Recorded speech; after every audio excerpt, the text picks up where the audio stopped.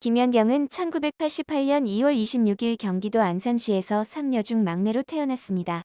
초등학교 때 배구 선수였던 큰 언니를 따라 안산서초등학교 4학년 때부터 배구를 시작했지만 원곡 중학교 3학년 때까지 170cm도 안 될 정도로 키가 자라지 않아 중학교 3년 내내 교체 멤버를 전전했으며 주로 세터나 리베로로 경기에 출전하였습니다. 이때 배구를 그만두려 했지만 부모님과 선생님의 만류로 다시 마음을 돌렸고 수원 한일 전산여자고등학교에 진학하였습니다. 고등학교 진학 이후 3년 동안 키가 20cm 이상 자라며 1학년 겨울부터 레프트 공격수로 포지션 변경을 했고 이때부터 초고 교급 선수로 불리며 3학년에 재학 중이었던 2005년 11월 성인 국가대표팀에 발탁되었고 월드 그랜드 챔피언스컵 대회에서 공격 득점 전체 3위에 올랐습니다. 천안 흥국생명 핑크 스파이더스.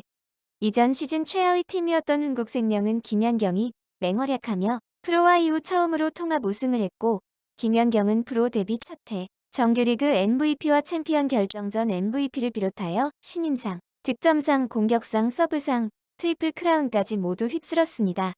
이어 벌어진 한일 탑매치에서 일본의 히사미치 스프링스와의 경기에서는 31점을 득점하였고 도레이 에로즈와의 경기에서는 24점을 기록하며 탑매치 최우수 선수로 선정도 되었죠. 이런 활약 덕분에 상대팀인 도레이 에로즈 칸노 고이치로 감독은 김연경의 공격력이 인상적이었다는 찬사를 아끼지 않았다고 합니다. JT 마블러스. 자국 리그에서 최고의 공격수로 불리며 활약하는 동안 이를 지켜보는 많은 팬들과 관계자들은 김연경을 해외에 진출시키는 것이 한국 배구를 위한 길이라고 주장하였습니다.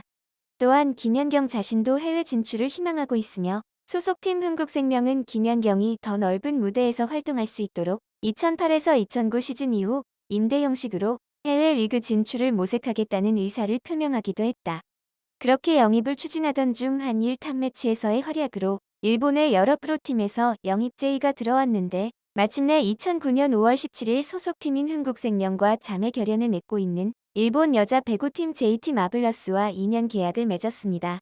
이로써 조혜정에 이어 두 번째이자 프로 배구 출범 이래 처음으로 해외에 진출하는 여자 선수가 되었습니다. 일본에 진출하면서도 연봉의 10%로 장학회를 만들어 어려운 집안 사정으로 힘들게 배구를 하는 선수들에게 도움을 주고 싶다는 의사를 밝히기도 했지요.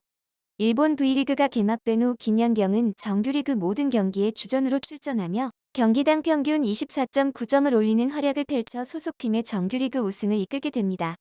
전년도 최하위권이었던 JT 마블러스는 김연경 영입 이후 개막전부터 25연승을 기록하였고 이는 일본 V리그 출범 이후 연승 기록으로는 2001년 넥 레드로켓츠가 기록한 31연승에 이은 2위의 기록을 달성하게 되죠. 특히 2010년 2월 6일에 열린 도레이 에로즈전에서는 45득점을 기록하며 흥국생명 시절에 기록한 자신의 한 경기 최다 득점 기록인 44득점을 갱신하게 됩니다. 또한 이런 활약을 두고 일본 V프리미어리그 소속팀 덴소 에어리비스의 다츠카와 미노루 감독은 김연경을 일본에서도 100년에 한 번 나올 선수라며 칭찬하게 되죠.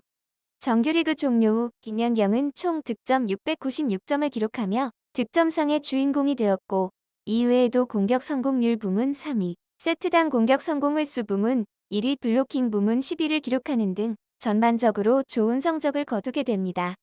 정규리그 이후 상위 4팀이 겨루는 세미파이널을 1위로 통과한 김연경의 소속팀 JT 마블러스는 결승에서 전년도 우승팀 도레이 에로즈에게 막혀 준우승을 차지했지만 김연경은 소속팀을 준우승에 올려놓은 공로가 인정되어 감투상을 수상하게 됩니다.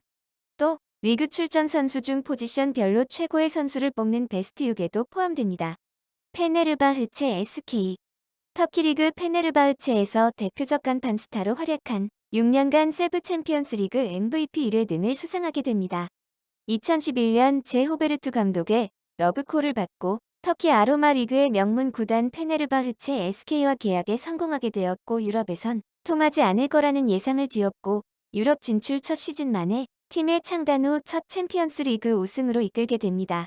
본인은 MVP와 득점왕을 수상하면서 페네르바흐체에서 6시즌 동안 팀의 간판 스타이자 에이스로 활약하며 큰 임팩트를 남깁니다.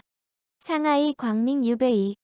17년 만에 상하이 팀의 정규리그 우승을 이끌었고 챔피언 결정전 7차전에서 풀세트 끝에 패해 준우승의 성적을 기록하게 됩니다.